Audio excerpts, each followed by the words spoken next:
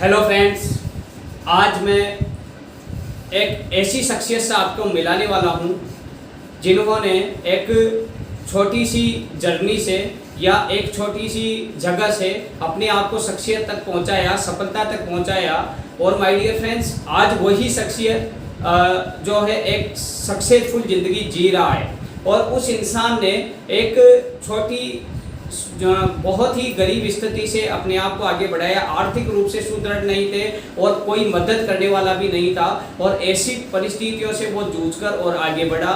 और ऐसे शख्सियत को वाकई में नमन करना चाहिए, क्योंकि कहते हैं ना कि जिन्होंने कार भी अपने बाप के दम पे ली हो, उस कार में बैठने से अच्छा है जिस इंसान ने अपने दम पे जो है अगर बाइक ली हो, तो वो इंसान मेरी नज़र में ज़्यादा सक्सेसफुल होता है। इसलिए मैं ऐसे इंसान को वेलकम करना चाहूँगा। और मैं Yogendra Sharma, winners creator academy founder and CEO, my dear friends, और इस तरह के वीडियो आपको मिलते रहेंगे। और सबसे पहले मैं आपको ये बोलना चाहूँगा कि इस शख्सियत की जो वीडियो आज डलने वाला है, जिससे आप जो सीखोगे, तो इस वीडियो को ज़्यादा से ज़्यादा लोगों को भेजिए। क्या पता कि इनके कहे हुए शब्दों से किसी इंसान की ज़िंदगी बदल जाए। हो सकता है इनका जैसा दूसरा कोई शख्सियत सफल होकर आ जाए और फिर किसी दिन विनर्स क्रिएटर के मंच पर उसको इनवाइट किया जाए। इसलिए आपसे मेरा एक ही निवेदन है, सभी लोगों से जो भी YouTube पे हैं, वो आप इस वीडियो को ज़्यादा से ज़्यादा लोगों को शेयर करें और ज़्यादा से ज़्यादा लोगों को देखने का मौका दें। क्योंकि आज के लॉकडाउन के अंदर, इस लॉकडाउन के अंदर समस्याएं इतनी ज़्यादा हो गई है, उन समस्याओं को देखते हुए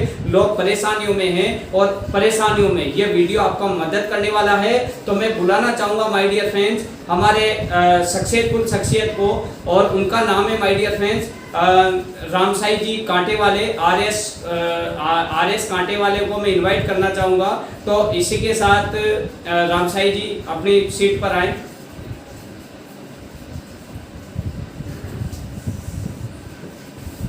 देखिए सर, थैंक यू सर। मैं रामसाई जी का विनर्स क्रिएटर मंच पर स्वागत करना चाहूँगा, और मैं उनका वेलकम करते हुए और उनसे यही कहना चाहूँगा कि बहुत अच्छा किया कि आप यहाँ पे आए, क्योंकि ये लोगों के लिए एक मंच बनाया गया है माय डियर फ्रेंड्स। इस मंच की शुरुआत कैसे हुई? कल मैं बैठा हुआ था और बैठे बैठे मेरे दिमाग में आया कि कुछ ऐसा करें कि लोगों को, सक्सेसफुल लोगों के बारे में जानकर वो समझ पाएँ, आगे बढ़ पाएँ और आगे निकल पाएँ।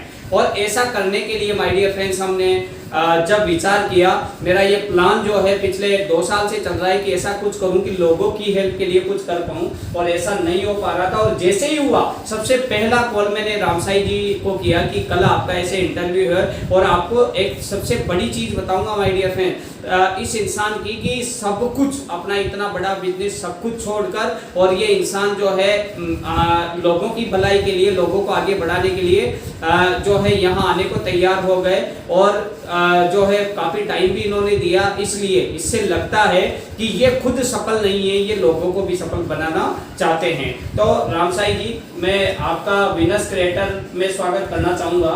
और आप आए, आपने यहाँ पे लोगों का मान बढ़ाया, हमारा मान बढ़ाया, उसके लिए आपको और आपके परिवार को धन्यवाद। और इसी के साथ हम रामसाई जी से यही बात करना चाहेंगे। बिल्कुल नमस्कार सभी साथियों को मेरा प्रणाम, और मैं आभार व्यक्त करता हूँ Yogi Yogendra, trainer, CEO and founder winners creator, क्योंकि आज मुझे बड़ा सौभाग्य प्राप्त हुआ है कि ऐसी शख्सियत जो इंटरनेशनल लेवल पे मोटिवेशनल ट्रेनिंग देती है, चाहे वो अहमदाबाद हो, चाहे दिल्ली हो, चाहे राजस्थान का कोई सा भी जिला हो, वहाँ पे कई सारे लेक्चरर्स इन्होंने दिए हैं लोगों को कि लाइफ को ये है मोटिवेशन के दौर पे काफ़ी प्रेरित कर रहे हैं। और भागवत कथा को इन्होंने डीपली स्टडी किया है, जो एक जिसको कहते हैं कि एक आत्मसात किया हुआ है इन्होंने।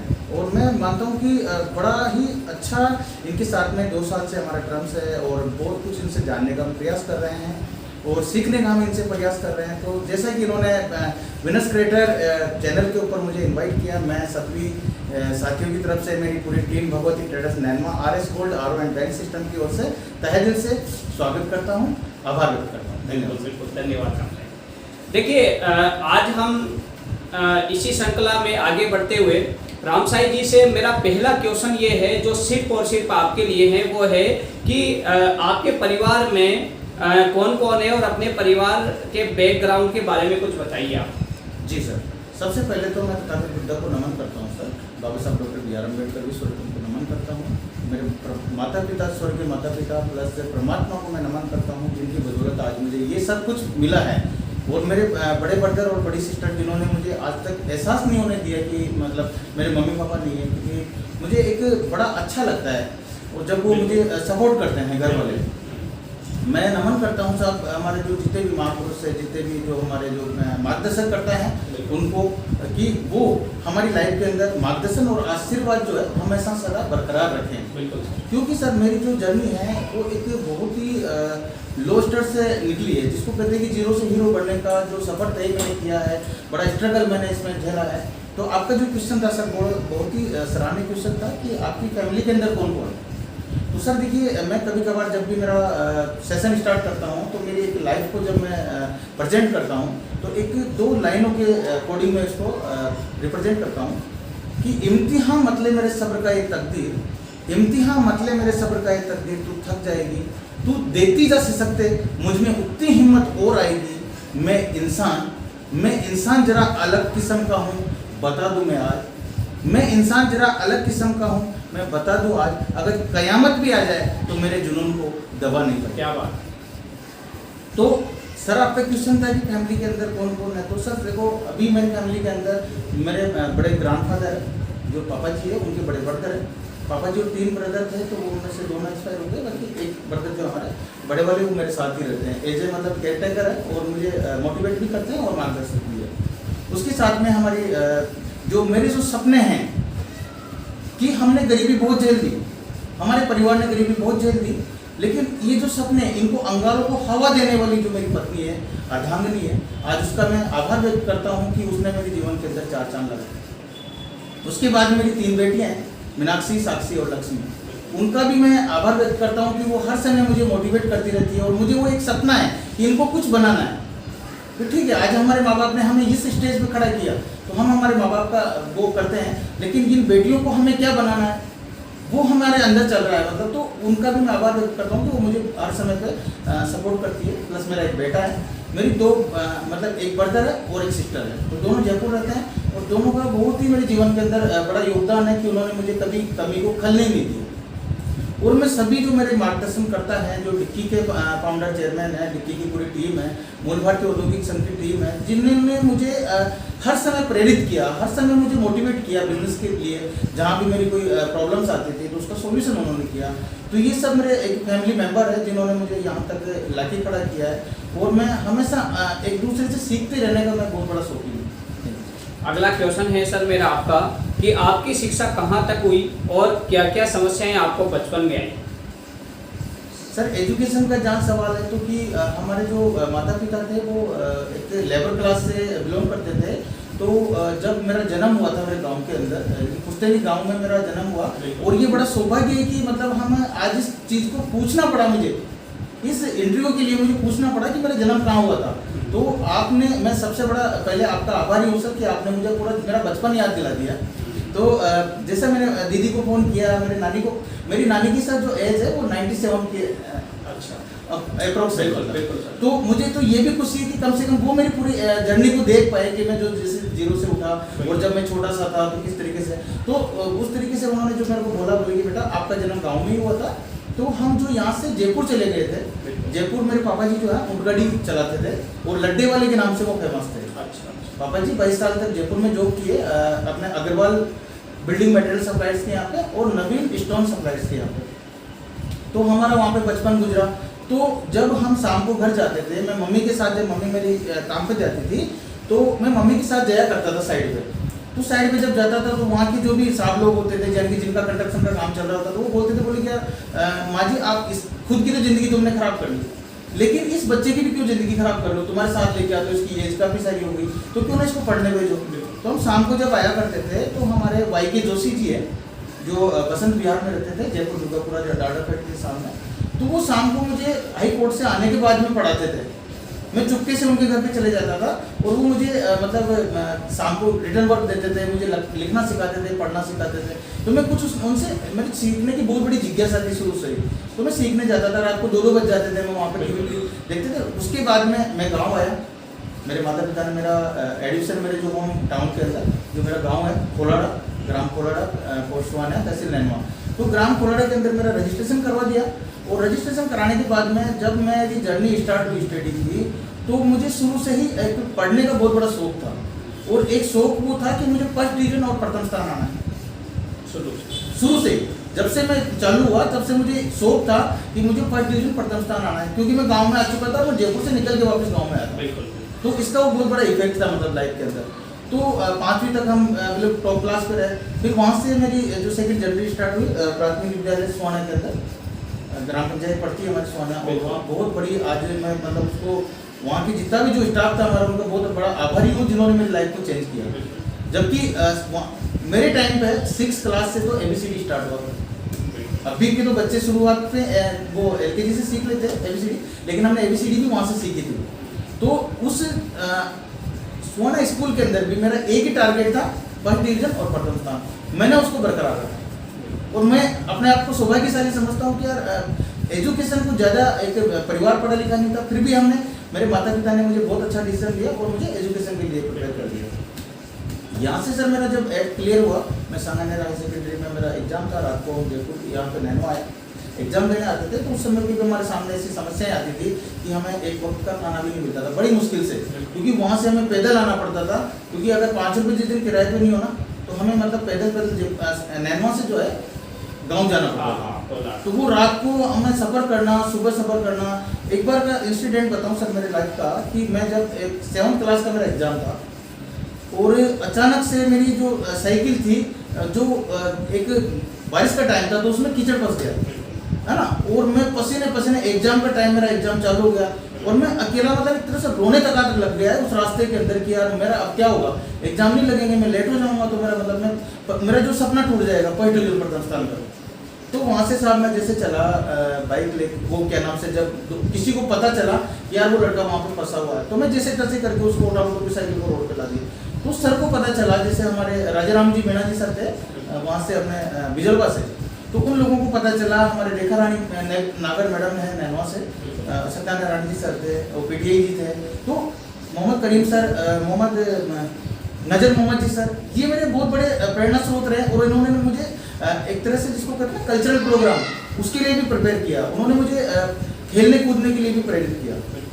तो वो मेरे पास में गाड़ी लेके भेजते हैं किसी को बाइक, और उस पर उठा के वो आधे घंटे मुझे रिलैक्स कराने के बाद में एग्जाम में बिठाते हैं। और वही क्लास मैंने वापस टॉप की। वो टॉप करने के बाद में मैं वापस यहाँ से जो 8वीं मेरी क्लियर हो गई, तो घर के सामने समस्या आ गई कि मैं अकेला यहाँ तो नहीं पढ़ सकता, या तो नैनवा रहूँ, तो अब नैनवा रहूँ तो मेरे पास खर्चा नहीं, कौन खर्चा देगा। तो इसके बाद में हम साहब यहाँ से जयपुर चले गए। तो वहाँ पे जो है हाई सेकेंडरी स्कूल है गुलर के बंदे पे, जो सांगानेर से जो पुलिया आती है शिकारपुरा रोड, वहाँ पे हाई सेकेंडरी स्कूल है। तो हमने 9th क्लास में वहाँ पे एडमिशन ले लिया। तो एक बड़े मजे की बात कि मुझे वहाँ पे जब मैं गया, क्योंकि गाँव के परिवेश से गया था, तो मैं टीचर को भी दाजी बोलता था। तो हमारे जो सारे टीचर थे वो हंसा करते थे, बोले कि यार तुम दाजी क्यों बोलते हो। मैंने कहा सर अब धीरे धीरे सीखेंगे, हम तो गाँव के आदमी है ना, धीरे धीरे सीख जाएंगे इस चीज़ को। तो साहब वहाँ पे भी जब हमारी जर्नी स्टार्ट हुई स्टडी, तो मेरा एक जिसको कहते हैं ना कि कोऑपरेटिव नेचर शुरू से ही रहा है कि मैं जिस आदमी से एक बार मिल जाता हूँ तो मतलब एक अपनत्व महसूस हो जाता है। तो साहब उन्होंने मुझे एक वहाँ पे भी मैम थे हमारी काजल मैडम, तो उनसे बहुत बड़ा एक लगाव हो गया था। मैं मतलब दिल से पढ़ाती थी वो मैम, और बहुत इंग्लिश की टीचर थी। तो वो मेरी आर्थिक स्थिति को भी समझती थी कि बच्चा थोड़ा सा वीक है, कोई बात नहीं, लेकिन वो हमें कभी कमी को खलने नहीं देते थे। सरदाना जी सर थे, हमें मैथमेटिक्स पढ़ाते थे, तो इतने माहिर कर दिए थे हमें। ट्यूशन भी हम जाते थे उनके साथ में। 2 साल की हमारी जर्नी स्टार्ट हुई। फिर क्या था कि सब्जेक्ट चॉइस की बारी थी, और सबसे बड़ा जो कैरियर डिसाइड करना होता है ना 10th के बाद में करना होता है प्रत्येक स्टूडेंट को।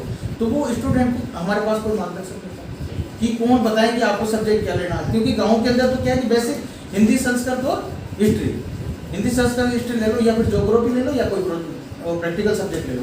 लेकिन मैं क्या बेसिक एक बिजनेस ओनर्स के साथ रहता था। मदन जी अग्रवाल बिजनेस ओनर थे, नवीन जी सर, जितेंद्र जी जो जैन है हमारे, वो बिजनेस ओनर थे। तो मैं हालांकि उनसे डिस्कस करने का मुझे मौका नहीं मिलता था, मैं केवल वॉच करता रहता था उनको कि ये क्या मतलब किस तरीके से इनका बिल्डिंग मटेरियल आ रहा है, कैसे ये जा रहा है, कितने का ये वो करते हैं। उसी टाइम से मेरे एक माइंड के अंदर वो थोड़ा चलने लग गई थी।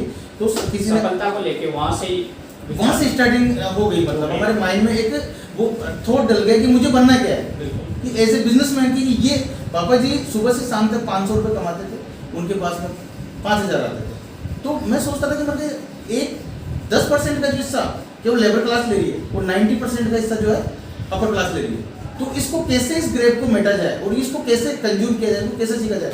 तो सर मैंने जो है पॉलिटिकल साइंस, हिंदी और इकोनॉमिक सब्जेक्ट को चुना उस टाइम 11 सब्जेक्ट के अंदर।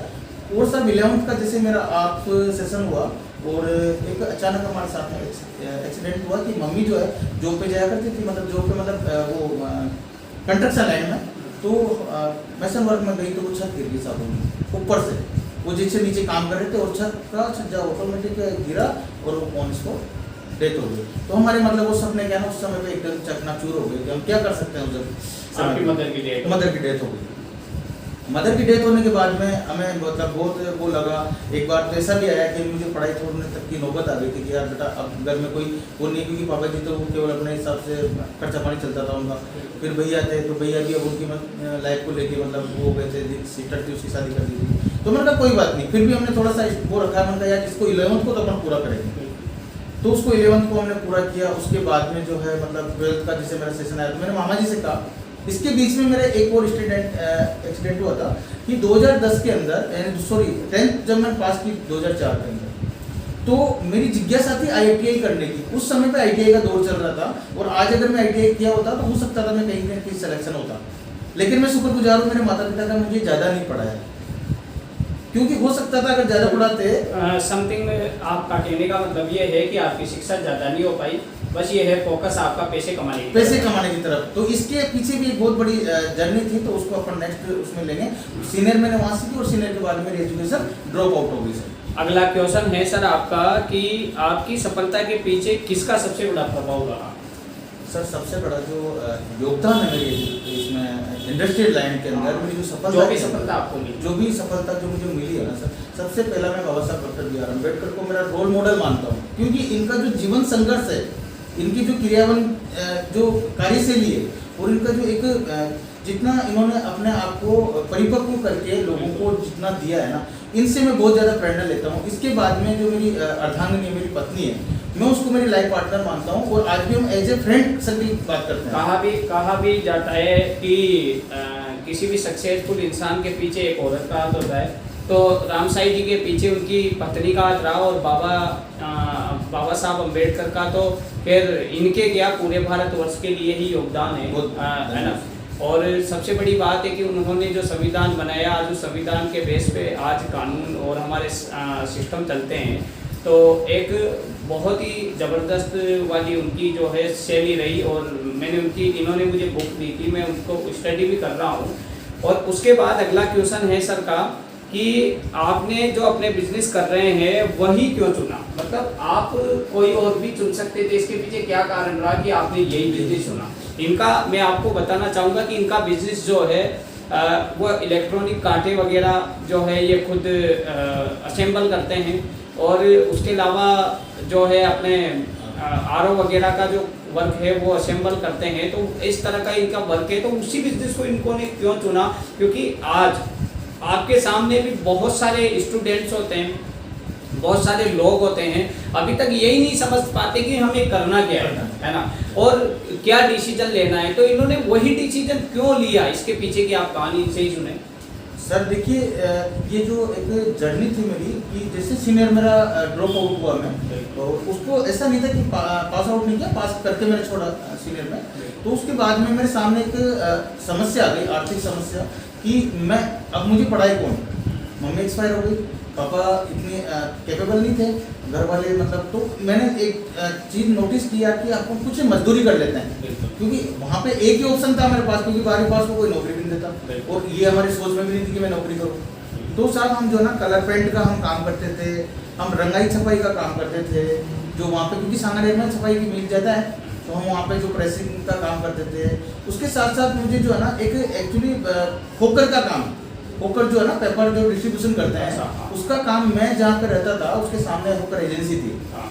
तो वो राजेश जी जो थे वो उनकी सांगानेर शिकारपुरा के अंदर पूरी साइड थी उनकी, तो उन्होंने मुझे सिखा दिया, बोले कि ना राम साई जी पूरा शाम को तो आप जो भी काम करते हो वो करते रहो, दिन में जो तुम करते हो, लेकिन 4 घंटे के मैं 1800 रुपये दे दूंगा आपको। मॉर्निंग में केवल 2-3 घंटे आपको काम करके आना, उसके बाद में आप दिन पर फ्री हो। तो मैं होकर का काम करने जाता था, तो मैं सब लोगों के से मिलता था, वो पेपर डाले, वो शाम को वापस आ गए। तो फिर होकर का काम करते करते जो है मुझे न्यूज़पेपर एजेंसी का भी काम मिल गया। अच्छा, यानी मतलब कि सर्वे का आपने पेपर डालने का काम किया, मतलब बिल्कुल सर, एज पेपर लोगों तक पहुंचाने का काम, जैसे कि अब्दुल कलाम ने भी पेपर डाले थे और रामसाई जी ने भी पेपर ही बिल्कुल डाले सर, थे। बिल्कुल। तो ये मेरा सौभाग्य है कि मैं मतलब लोगों को वहीं से सपोर्ट करने की एक आदत हो गई थी कि सुबह मॉर्निंग में उठते हैं, क्योंकि किसी ने कहा भी था कल कि अगर आप सफल होना चाहते हो तो सूरज आपको नहीं जगाना चाहिए, सूरज को आप जगाना चाहिए। इन द सेंस आपको 4 o'clock या 5 o'clock उठना चाहिए मॉर्निंग के अंदर। तो हम मतलब जल्दी जाते थे, पेपर वो डिस्ट्रीब्यूशन के बाद में मैं सुपरवाइजर की मुझे पोस्ट मिली, न्यूज़पेपर का सर्वे करते थे ना, डीपी चेंज, दैनिक भास्कर को चेंज करो, राजस्थान पत्रिका को लगाओ, दैनिक भास्कर को चेंज करो, राजस्थान पत्रिका को लगाओ। फिर थोड़े दिनों बाद में हमने किया कि राजस्थान पत्रिका को छोड़ा और उसमें दैनिक भास्कर को छोड़ा, राजस्थान पत्रिका में आ गए, उसमें पोस्ट बड़ी मिल गई। बोले कि ना अब क्या करना है, दैनिक भास्कर को छोड़ाओ, राजस्थान पत्रिका को लगाओ, यानी कि उल्टा हो गया दोनों का अपोजिट, दैनिक भास्कर को छुड़ाओ तो राजस्थान पत्रिका लगाओ, राजस्थान पत्रिका को छुड़ाओ तो दैनिक। तो वहाँ से जो था हमारा एक एक्सपीरियंस हुआ, एक नेटवर्क मार्केटिंग का, एक सेल्स का, वहाँ की ट्रेनिंग भी हुई हमारी, मतलब जो गुलाब कोठारी जी की जो उनकी जो सेल्स टीम थी। उसके बाद में साहब ऐसे हम पेपर होकर का काम कर रहे थे, और होकर का काम करते करते साहब एक दिन क्या हुआ, अचानक एक बंदे से प्रताप नगर मेरी मुलाकात हुई, रामकिशोर शर्मा जी से। और रामकिशोर शर्मा जी मेरे लाइफ में बहुत बड़ा एक अचीवमेंट लेके आए और मेरी लाइफ को बदल दिया उन्होंने। और आज भी हम एज ए फ्रेंड सर्किल को सीकर से बिलोंग करते हैं। श्री माधोपुर उनका डिस्ट्रिक्ट है, जैसा ही ओ शिवदास पर उनका ससुराल था, तो हम एक जगह मतलब एक डोमेस्टिक रिलेशन बन गया हमारे, क्योंकि बिजनेस जब करते थे ना तो दिल से करते थे हम कहीं भी। तो सब उन्होंने मुझे होम गार्ड की सर्विस दिलवा दी। बोले कि राम साई जी सुबह सुबह तो ये करते हो आप, दिन में ये करते हो तो रात में क्या करते हो? मैं रात में कुछ नहीं। तो बोले कि होम गार्ड की सर्विस में दिला देता हूँ। तो आर्ट सेक्टर जो प्रताप नगर था, वहाँ पे एक नया इंस्टीट्यूट है, नेशनल एग्रीकल्चर मार्केटिंग ऑफिसर का एक ऑफिस है। तो उसके अंदर मुझे एज ए लाइब्रेरियन चुना गया, मतलब क्योंकि मैं एजुकेशन में थोड़ा सा वो था, पढ़ा लिखा था और बातचीत करने की मेरी शैली शुरू से होल्ड थी। तो जब मैंने वो देखा तो जब वहाँ बैठे थे 2-3 महीने मैंने वहाँ पे सर्विस की, तो एक शेखावत जी करके थे, तो उन्होंने ये देखा, बोले कि राम सिंह जी आप इस बिजनेस में, यानी कि यहाँ पे जो केवल सुबह शाम सैल्यूट किया जाता है, इससे क्या निकाल लोगे? तुम एक वेल एजुकेटेड पर्सन हो, अच्छे बंदे हो, आपकी पर्सनैलिटी अच्छी है, तो इसको छोड़ो आप।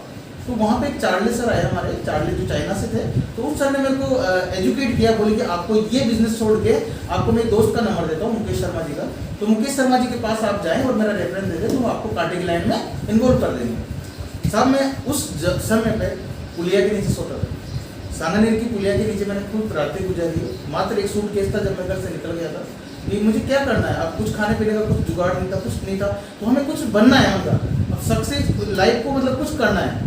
एक दिन का ऐसा भी वाक्य था मेरे जीवन में कि मैं वेल्डरी के लिए निकला और मेरे को रोड खुदाई का काम मिला। जैसे मैंने वो जो अपनी वो होती है मतलब कुदाड़ी या जो वैसा गेंदी होती है, तो गेंदी जैसे मैंने मारी, गेंदी का पैसा टूट गया, मुझे चक्कर आके मैं गिर गया, क्योंकि कभी ऐसा हार्ड वर्क किया नहीं था लाइफ के अंदर। तो मेरे साथ में वो घटना, उसको भी मैं हमेशा याद रखता हूँ। फिर उसके बाद वो कांटे का जो मुझे काम मिला मुकेश शर्मा जी के पास, तो मुकेश शर्मा जी ने मुझे बोले कि बेटा काम मेरे साथ आप कर सकते हो, कोई इशू नहीं, लेकिन आप रहोगे कहाँ?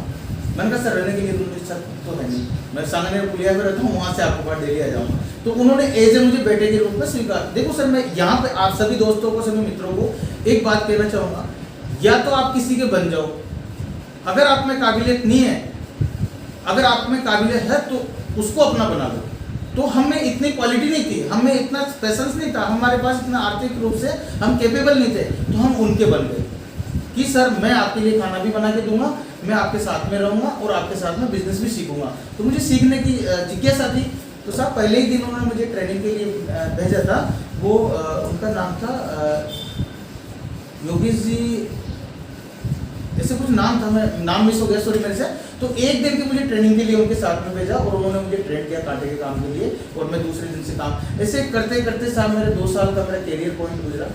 उनके साथ में मैंने मेरे गुरुजी से, मुकेश शर्मा जी से इतना सब कुछ सीखा कि मैं सोच नहीं सकता। उन्होंने पूरी लाइन मुझे बताई, पूरा बिजनेस मेरे ऊपर हैंड ओवर कर दिया, बोले कि बेटा आप जानो और आपका काम जाने। लेकिन एक इंसिडेंट हुआ मेरे साथ में कि कभी कभार एक कोई जैसे कोई भी बिजनेस में आप सफल होना चाहोगे ना, तो आपके टांग खींचने वाले पहले आ जाएंगे। लेकिन मैं आपको एक और यहाँ पे लाइन कहना चाहूँगा कि जब हाथी निकले बाजार तो कुत्ते भौंके हजार। कभी 1000 कुत्तों की आपको परवाह नहीं करनी है। अपनी जो मंजिल, आपका जो लक्ष्य है, आपका जो टारगेट है, वहाँ तक आपको नॉन स्टॉप चलना है दोस्तों। बिल्कुल। तो जैसे वहाँ से हमारा फिर इसी के बाद में मेरा जो विचार है कि मैं जब जयपुर से वहाँ पे मेरे को काम छोड़ना पड़ा, तो मैंने सोचा कि अब क्या करें। तो मेरे पास केवल और केवल एक ही रास्ता था मात्र, जिसकी मुझे नॉलेज थी। तो मेरे नैनो आया और यहाँ से मैंने काम चालू किया इलेक्ट्रॉनिक कांटे का। Thank you sir. चलिए, उसके बाद में जो क्वेश्चन है रामसाई जी आपके लिए, वो है कि आपकी लाइफ में क्या असफलता भी आई, और आई तो उस असफलता के दौर से आप कैसे निकल पाए? जी सर, देखो सर, जब आपने काम शुरू किया, कोई भी काम शुरू करता है इंसान, तो असफलता सबसे पहले उसकी ज़िंदगी में आती है। मैंने देखा है कि किसी भी सक्सेसफुल इंसान की सबसे पहले उसकी जो लड़ाई होती है, टक्कर होती है, वो कुदरत और प्रकृति के साथ में ही होती है माय डियर फ्रेंड्स। और वो प्रकृति से टक्कर इनकी भी हुई होगी, इसमें कोई संदेह नहीं है। तो वो हुई, इनकी टक्कर प्रकृति से हुई, प्रकृति से लड़ाई हुई, तो उन्होंने उस समस्या से कैसे निकल पाए, क्योंकि ये सभी की लाइफ में आती है। हर इंसान की लाइफ में जब भी वो अपनी ज़िंदगी को आगे बढ़ाने की कोशिश करता है, तो सबकी लाइफ में आती है। कुछ लोग उन समस्याओं से टूटकर अपनी ज़िंदगी को सफलता में बदल लेते हैं, कुछ लोग उन समस्याओं से टूटकर जो है अपनी ज़िंदगी को वहीं का वहीं रख लेते हैं, वो असफल इंसान कहलाते हैं। और कुछ लोग उन समस्याओं से लड़ जाते हैं, झगड़ जाते हैं, और उनको जो है मरते दम तक यही सोच के करते हैं काम कि अब इनको दूर करके ही रहूँगा, और वही इंसान विजेता कहलाते हैं माय डियर फ्रेंड। इसलिए इनके मुँह से हम सुनना चाहेंगे कि वो असफलता को आपने कैसे दूर भगाया। सर, बहुत अच्छा आपका क्वेश्चन है, क्योंकि असफलता ही सफलता का राज है। क्योंकि मैं कहता हूँ कि अगर कोई भी बिजनेस आप स्टार्ट कर रहे हैं, या किसी भी फील्ड के अंदर आप आपका लक्ष्य टारगेट जो वो कर रहे हैं, तो उस टारगेट को फॉलो करने के लिए आपको जो है एक कहते हैं कि असफलता ही सफलता का राज है ना। तो दो चीजें होती है दोस्तों, या तो होती है जीत और दूसरी होती है सर, पहली जीत होती है और दूसरी होती है हार। लेकिन मैं कभी हार नाम की चीज को बिल्कुल अवॉइड कर देता हूँ मेरी लाइफ से, कि हार नाम की कोई चीज होती नहीं है। या तो आप जीतते हो या फिर आप सीखते हो, या तो आप जीतते हो या फिर आप सीखते हो। तो हमारी लाइफ के अंदर जैसा हमारी जर्नी स्टार्ट हुई, मैं 2008 में यहाँ पे जब नैनो आया, तो मात्र सर मैं 1000 रुपये एक प्लेटिना गाड़ी, जो मेरे मुकेश शर्मा जी बॉस के द्वारा मुझे दी गई थी, उनका आशीर्वाद में नैनो लेके आया था। उनका आशीर्वाद और 1000 रुपये और एक प्लेटिना गाड़ी। एक दुकान के अंदर मोहम्मद इंसाफ अली जी जो है अपना रिलायंस जो टावर है उसके पास में, बटोड़ी टेक के पास में, यहाँ पे मैंने दुकान ली। एक ही दुकान में रहा और एक ही दुकान के अंदर में काम चालू किया। तो उस दरमियान मेरे साथ में जो कई सारी समस्या आती थी कि माल एक मशीन को लेने मुझे जयपुर जाना पड़ता था, ट्रांसपोर्ट का पता नहीं था। तो ट्रांसपोर्ट से वहाँ से मशीन को बांध के लेके मैं वापस नैनो आया करता था, उसको लगा के फिर वापस जयपुर जाता था, मशीन लेके वापस नैनो आता था। ये परिस्थितियाँ मैंने देखी है। मतलब फिर मोबाइल का मैंने काम चालू किया, वो मेरा बिजनेस फेल हो गया, कोई इशू नहीं। उसके बाद में जैसे मेरी जर्नी स्टार्ट हुई, जर्नी स्टार्ट होते होते हमारे साथ में कई सारी जैसे पिक्चर्स सेट होती थी कि मैंने जिस कंपनी की एजेंसी ली, कैंट की एजेंसी की, उसने उसका नाम जमाया, उसने एजेंसी दूसरे को दे दी, फिर वो हमारा डिस्ट्रॉय हो गया। उसके बाद में हमने जो स्टार्ट किया मसाले उद्योग का, हल्दी मिर्ची धनिया का मैंने माल दिया, आरजेएस के नाम से मैंने ब्रांड की एजेंसी दी, तो उसमें भी हम फेल हो गए।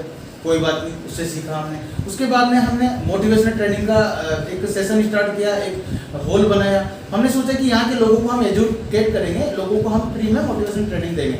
लेकिन वो भी कुछ ऐसे कुछ कारण रहे कि वो भी हमारा फेल हो गया, उसमें भी हमारा काफ़ी सारा लॉसेज हुआ। फिर उसके बाद में हमने आरओ का प्लांट डाला, और आरओ का प्लांट डालने के बाद में उस समय पे हमारे साथ में ऐसा इंसिडेंट हुआ कि आरओ के चक्कर में हमारा कांटे का काम जो है डाउन जाने लग गया। तो फिर हमने सोचा कि हमारा मेन फोकस क्या है, तो मेन फोकस था हमारा कांटा बनाना। तो हमने उसको थोड़ा सा डाउन करके वापस कांटे पे हमने फोकस किया, और 2018 के अंदर 28 सितंबर 2018 में मैंने इसका जो आरएस गोल्ड का इनॉग्रेशन एमएसएमई जयपुर के अंदर इसका बाइक गोदाम में इनॉग्रेशन किया।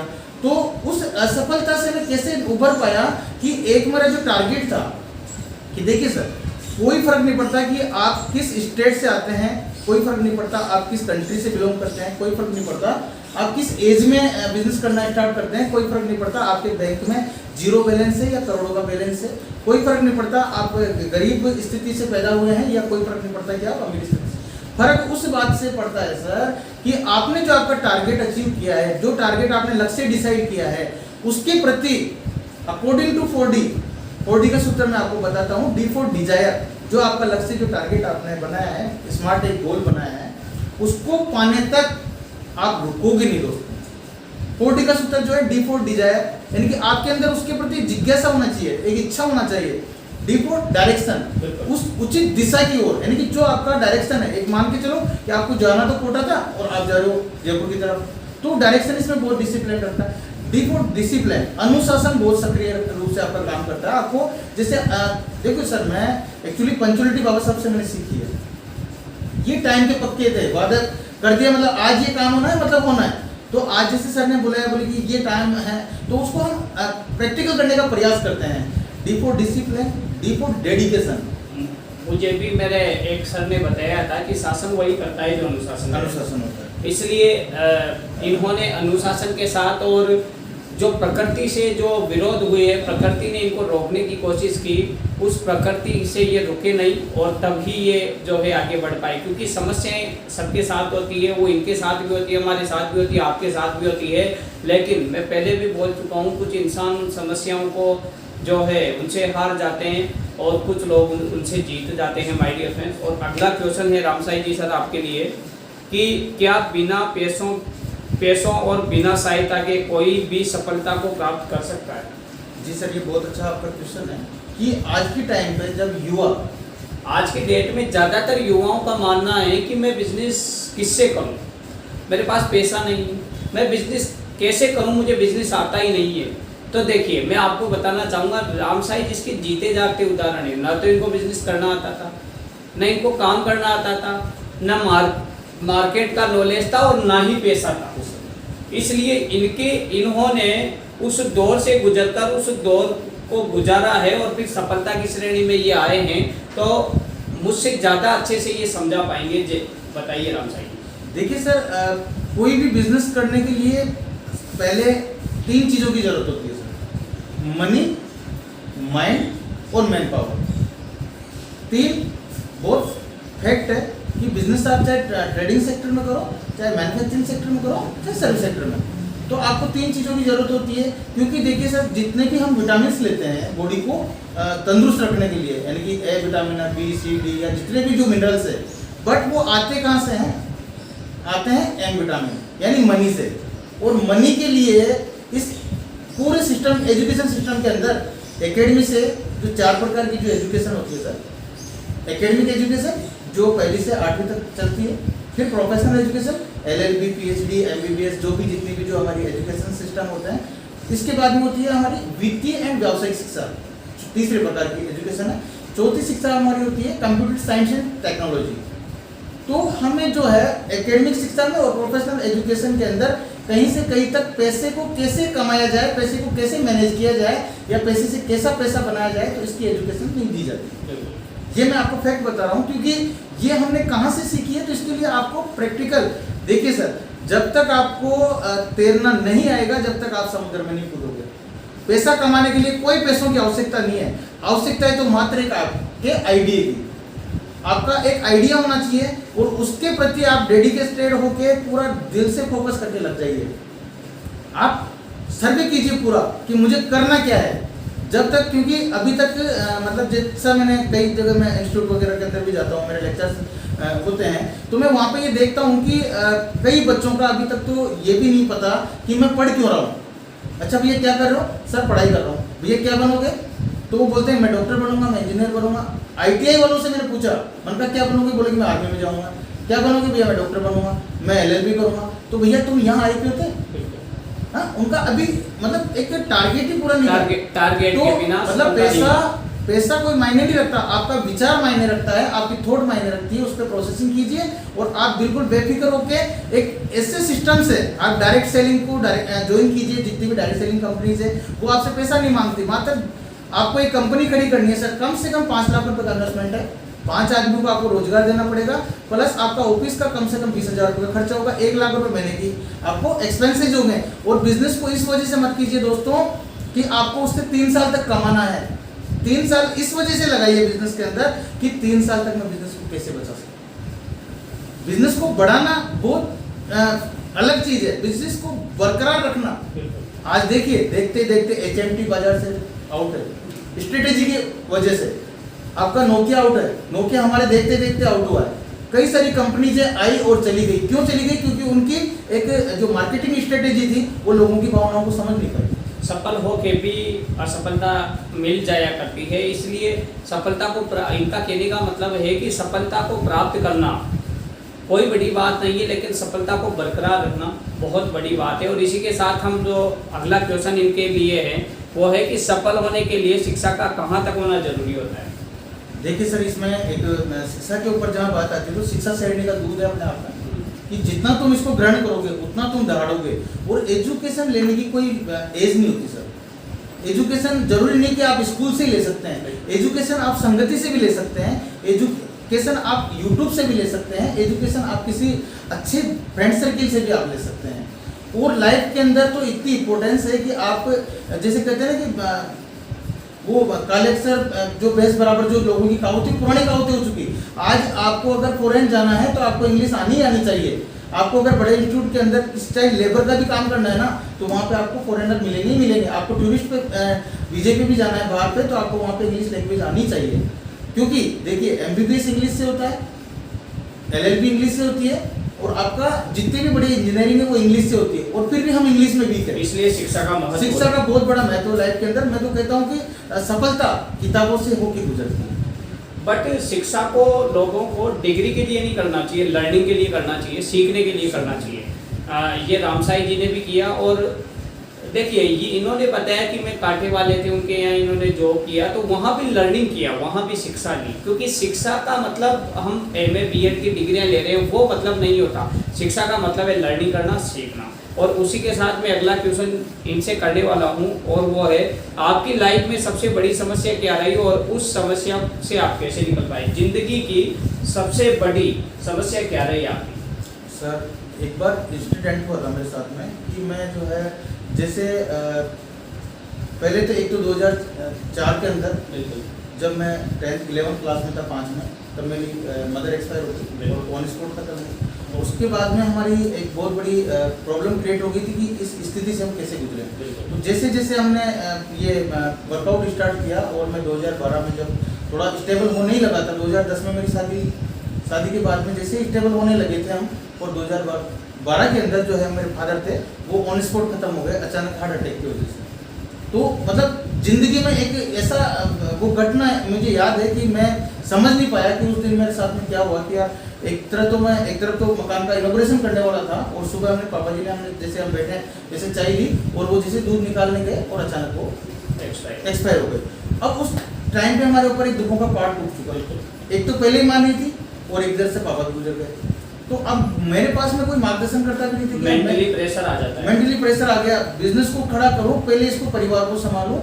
ये तो सबसे बड़ी एक बात थी कि मैंने अपने आप को एक कहते हैं कि सर कभी भी कोई भी परिस्थिति आ जाए आपको धैर्य को बरकरार रखना। आप मेहनत और लगन और ईमानदारी बाजार से सब कुछ खो देना दोस्तों, लेकिन डिग्निटी को मत खोने देना।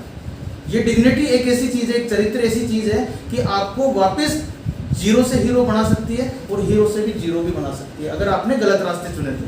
बिल्कुल सर, इनका बहुत ही अच्छा मानना ये है कि जो है हमें चरित्र हमेशा बनाए रखना चाहिए। क्योंकि कहते हैं पैसा कम हो जाए तो कमाया जा सकता है और आपकी लाइफ की कोई भी चीज़ अगर आपसे दूर चली जाए तो उसको पाया जा सकता है, लेकिन अगर इंसान का चरित्र खत्म हो जाए तो उसको दोबारा नहीं पाया जा सकता। और अगला क्वेश्चन है सर आपके लिए, लॉकडाउन में सभी कारोबारी और जॉब करने वाले हर शख्स परेशान है, आप उनको क्या सलाह देना पसंद करोगे कि वो इस समस्या से निकल जाए? जी ये देखिए अभी पेंडेमिक जो महामारी आ रही है इसके अंदर हर कोई शख्स परेशान है। और परेशान क्यों है कि ये नेगेटिविटी को देख के इनका जो लोगों के पास में टाइम फ्री हो गया, जॉब चले गए, नौकरियां छूट गई, रोजगार छूट गए, तो सब फ्री बैठे हैं। तो सर मैंने जितना लॉकडाउन को एंजॉय किया है, मैं लॉकडाउन को एंजॉय किया है, मैं मेरे मुंह से बोल रहा हूँ, क्यों एंजॉय किया है हमने, क्योंकि जॉब तो छूट गया था, लेकिन हमें सीखने के लिए एक विवेक बिंद्रा जी ने, जब मैंने क्लास उनको लाइव सुना था, जब जयपुर के अंदर ऑडिटोरियम के अंदर है, बिरला ऑडिटोरियम में, तो वहाँ पे उन्होंने एक बात कही थी कि अगर जिस इंसान को सफल होना है, इसी पर बोलिए। लास्ट में लास्ट 2 ईयर हो गए, प्रोयोग का कोई प्रोग्राम था मेरा मानसरोवर में, है ना वो प्रगति ऐसा कुछ ऑडिटोरियम में मानसरोवर वाला, उसके अंदर हमने उसको लाइव सुना था, और प्रयोग का प्रोग्राम था। मेरे जो मोटिवेशनल गुरु है महेंद्र जी मैकवाल सर, तो उन्होंने मुझे इनवाइट किया था उसके अंदर, तो उन्होंने एक चीज़ कही थी और मैंने उसको पल्ले गांठ बांध लिया। जैसे बड़े लोग कहते थे कि भैया इस बात को पल्ले गांठ बांध लेना कि जो व्यक्ति टीवी और अखबार देखता है, जो व्यक्ति टीवी और अखबार देखता है वो कभी भी टीवी और अखबार में नहीं आता, लेकिन जो आदमी टीवी और अखबार से दूर हटके यूट्यूब पर शिफ्ट हो जाता है, वो बंदा बहुत जल्दी टीवी अखबार में आ जाता है।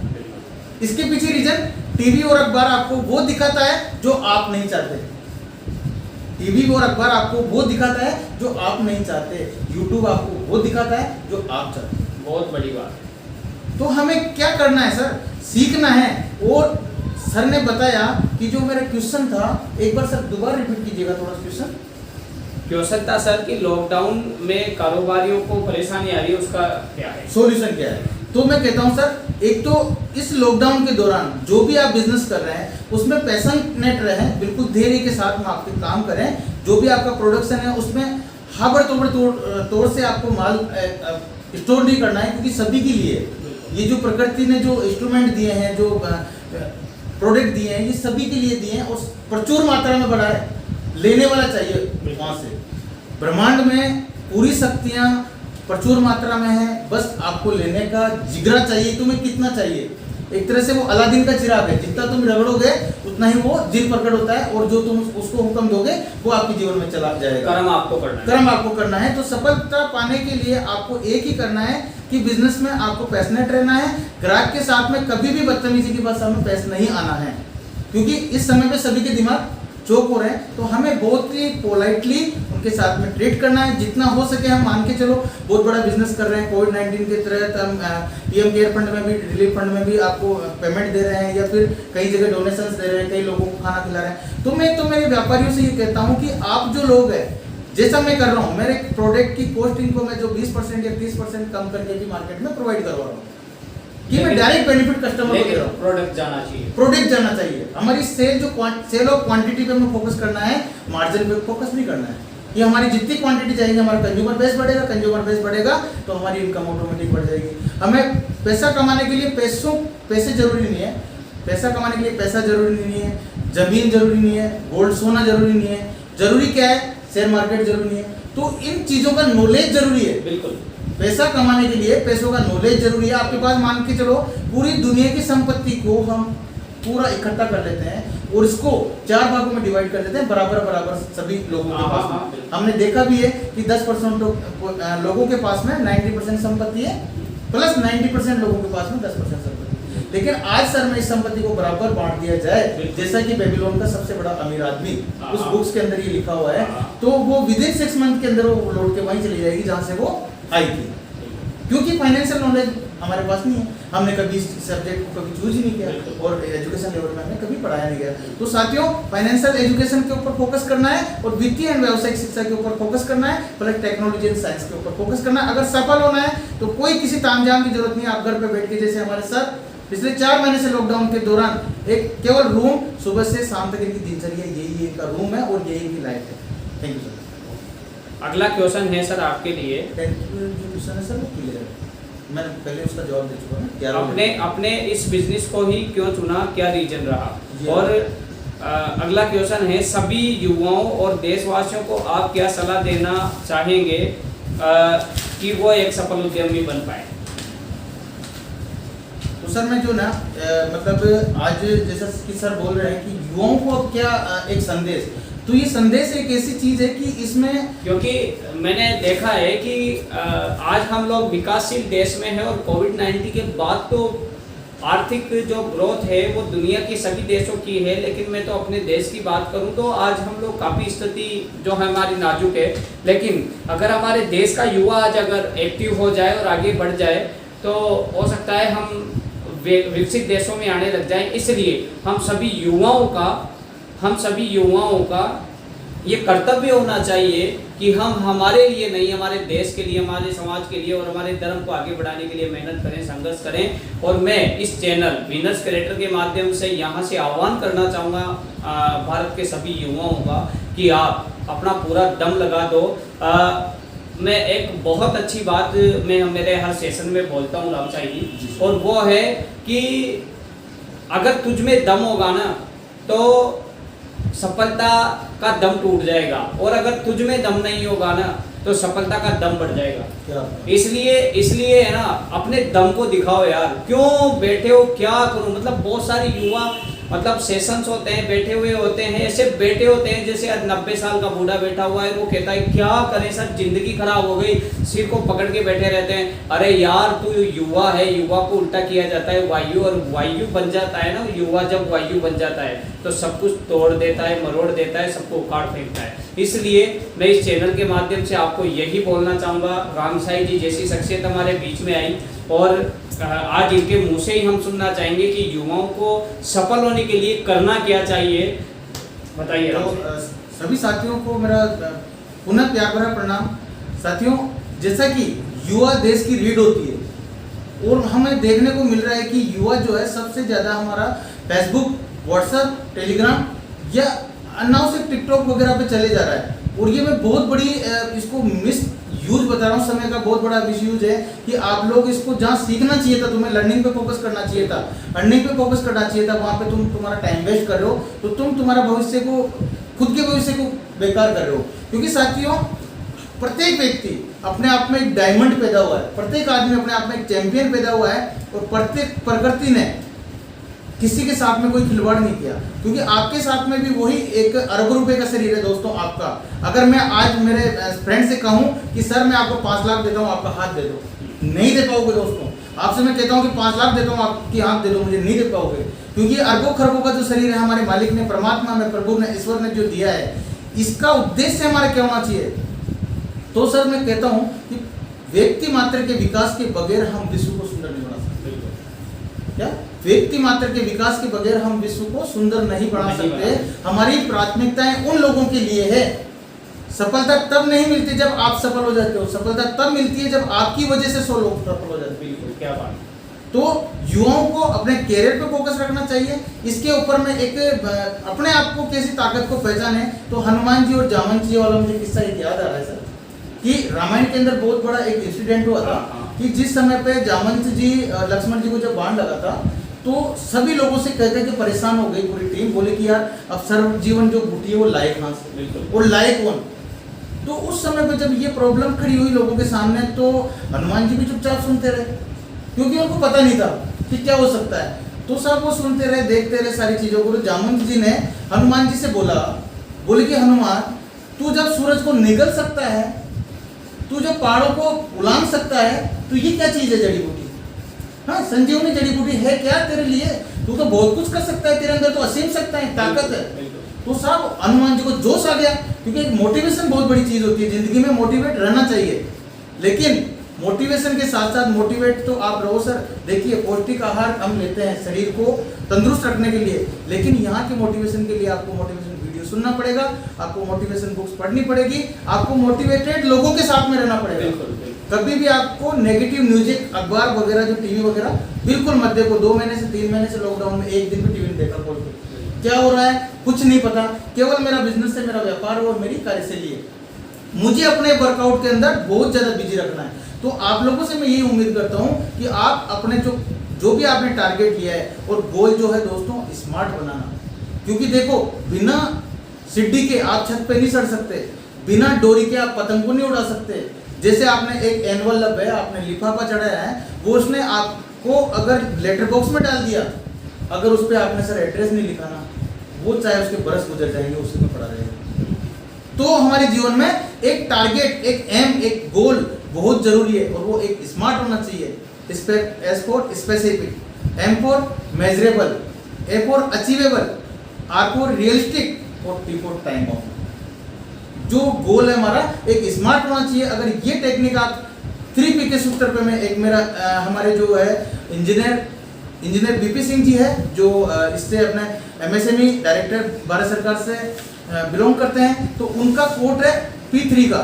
और इसको एक बिजनेसमैन को, एक पॉलिटिकल लीडर को, एक आम नागरिक को या किसी भी सफल बिजनेसमैन को याद में रखना चाहिए कि 3P का सूत्र P for period, P for person और P for पैलेस। आप किस समय किस व्यक्ति से और किस जगह बात कर रहे हो, ये अगर आपने अपने जीवन में अपना लिया तो मैं कहता हूं कि दुनिया की कोई भी ताकत आपको सफल होने से नहीं रोक सकती। बहुत अच्छी। उन सभी साथियों का आभार और विनर्स क्रिएटर हमारे योगी योगेंद्र जी का उन्हें मैं आभार व्यक्त करता हूं कि इन्होंने इनके चैनल पे मुझे इनवाइट किया। Thank you sir. देखिए, बहुत अच्छी बातें आज हमें सीखने को मिली और इनकी सफलता का जो रहस्य है वो जानने को मिला माय डियर फ्रेंड्स। इस रहस्य को आप YouTube के द्वारा सभी लोगों को ज़्यादा से ज़्यादा शेयर करें। और लास्ट में मैं यही कहना चाहूँगा, लास्ट में हर बार मैं सेमिनार में यही बोलता हूँ, जो हरिवंश राय जी की पंक्तियाँ हैं उनको बोलना मेरी आदत में है, और वो है कि लहरों से डरकर कभी नौका पार नहीं होती। रामसाई जी के ऊपर बोलना चाहूँगा कि लहरों से डरकर कभी नौका पार नहीं होती, संघर्ष करने वाले की कभी हार नहीं होती। नन्ही चींटी जब दाना लेकर चलती है, गिरती है वो 100 बार फिसलती है। गिरने का दम उसका रगों में साहस भरता है। गिरकर चढ़ना, चढ़कर गिरना उसको नहीं अखरता है। और ऐसे ही जगत में जय जयकार नहीं होती, संघर्ष करने वालों की कभी हार नहीं होती, संघर्ष करने वालों की कभी हार नहीं होती। असफलता एक चुनौती है, उसे स्वीकार करो, क्या कमी रह गई और इसमें सुधार करो। जब तक नींद चैन को त्यागो तुम, संघर्ष का मैदान छोड़कर मत भागो तुम। कुछ किए बिना ही जय जयकार नहीं होती, कोशिश करने वालों की कभी हार नहीं होती। सभी साथियों को प्रणाम। जय हिंद, जय भारत।